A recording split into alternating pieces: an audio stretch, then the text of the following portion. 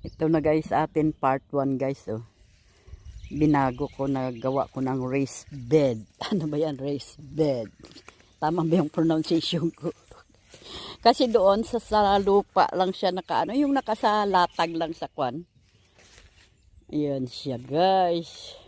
Di ba ang dami? Tapos ang dami pa ko itatanim. Bili ko muna mga paso.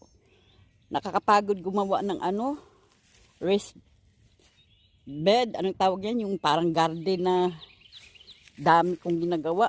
Maganda pa sa paso ah. Ito na siya guys. Oh. Kahapon ko lang ito natapos ang part 1. Mamaya ulit ang part 2 guys. Okay? Ayan ang akin i-part 2 mamaya. Yun. Oh lala. Oh lala guys.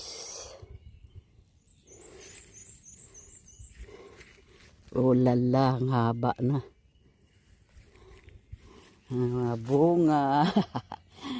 Mabago pa yan. Lalaki pa yan kasi alagaan ko na. Ito kasi wala to alaga kay nasa Las Vegas ako. Ay sa Philippines. Tapos Las Vegas. Yan. Kaya ngayon